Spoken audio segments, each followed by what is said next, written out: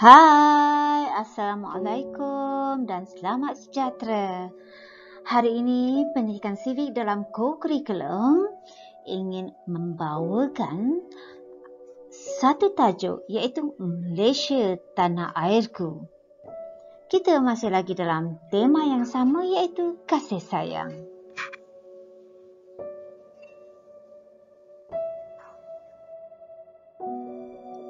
Hari Kemerdekaan dan Hari Malaysia yang kita sambut saban tahun telah menjadi sesuatu rutin kepada diri kita.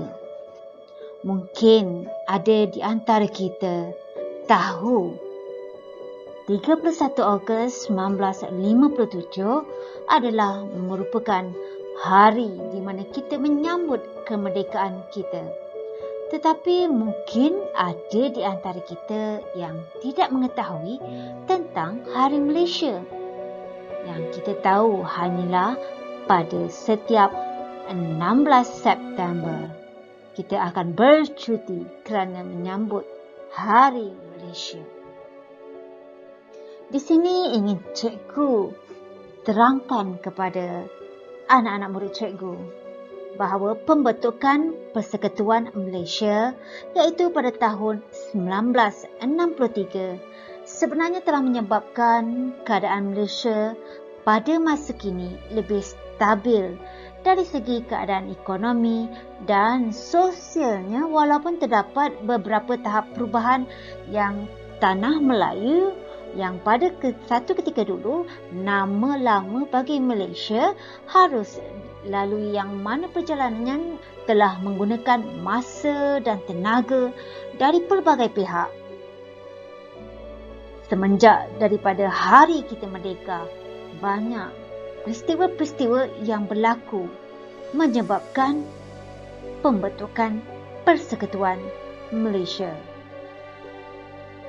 Setelah mencapai kemerdekaan, Parti Perikatan yang memerintah Tanah Melayu mendapati keadaan politik yang tidak tenteram di negara-negara jiran boleh memberi kesan kepada kemerdekaan Tanah Melayu.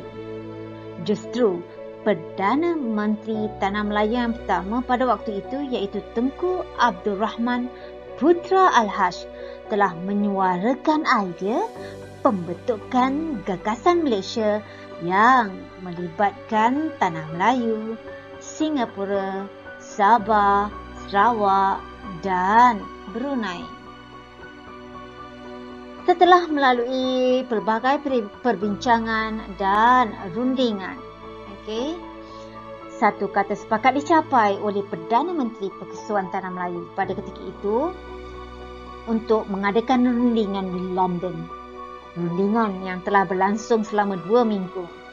Dan hasilnya pada Julai 1963, satu perjanjian penting telah ditandatangani oleh wakil-wakil kerajaan British, Persekutuan Tanah Melayu, Sabah, Sarawak dan Singapura pada 31 Ogos 1963. Cuba kita imbas kembali.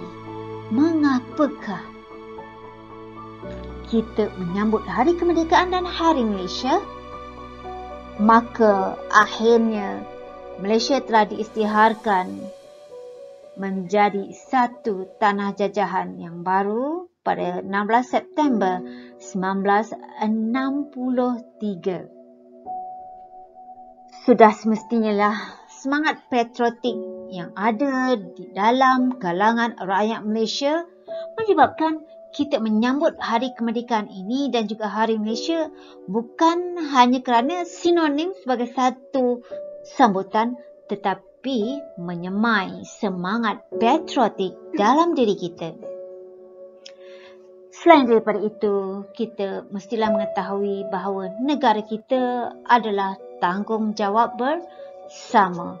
Oleh kerana itulah kita adakan Hari Kemerdekaan dan Hari Malaysia bagi mewujudkan sikap perpaduan di dalam masyarakat kita, iaitu rakyat Malaysia.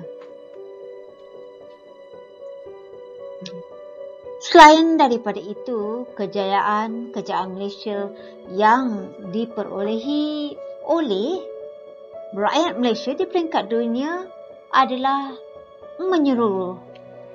Terdapat pelbagai bidang yang telah menaikkan nama Malaysia seperti dari segi perniagaan, sukan maupun rekreasi.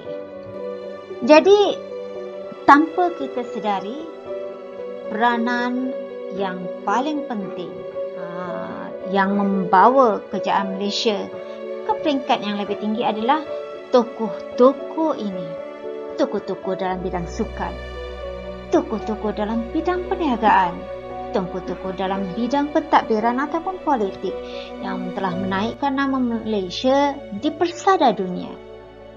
Ini menyebabkan nama Malaysia telah bermain di bibir dan meniti dari seorang ke seorang. Jadi kita sebagai rakyat Malaysia mestilah tahu apakah peranan kita sebagai warga negara. Yang paling penting yang harus kita semaikan adalah sikap bersatu padu, bertoleransi yang harus kita kekalkan sampai bila-bila.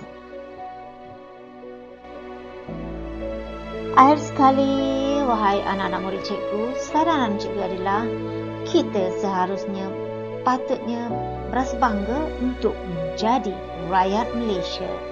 Selain daripada itu, kita haruslah berusaha untuk mengharumkan nama negara kita di persada dunia.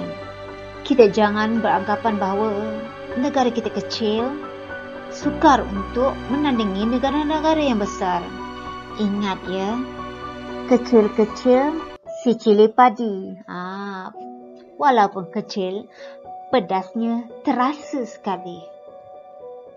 Selain daripada itu, kita haruslah menunjukkan imej yang baik sebagai warga negara Malaysia. Kita haruslah menjaga kebersihan, menjaga keharmonian yang selalunya menjadi pemangkin untuk pelabur-pelabur asing untuk datang ke negara kita, dan ini akan menyebabkan ekonomi negara kita akan bertambah maju dan rakyat-rakyat di negara kita akan sentiasa terbela. Seterusnya, kita haruslah mengetahui kisah-kisah kejayaan negara dalam pelbagai aspek. Bukan hanya kita menjurus kepada satu aspek sahaja. Semua orang ada bakat, semua orang ada kejayaan yang tersendiri. Maka kita sebagai rakyat Malaysia perlu tahu apakah kejayaan-kejayaan yang telah diperolehi oleh negara kita dengan membaca. Ya, anak-anak murid cikgu, hanya itulah saja yang ingin cikgu sampaikan. Nasihat cikgu, jadilah rakyat Malaysia yang bangga akan negara sendiri. Jangan pernah menjatuhkan maruah negara. Stay at home. Have a great day. And thanks for watching. Bye.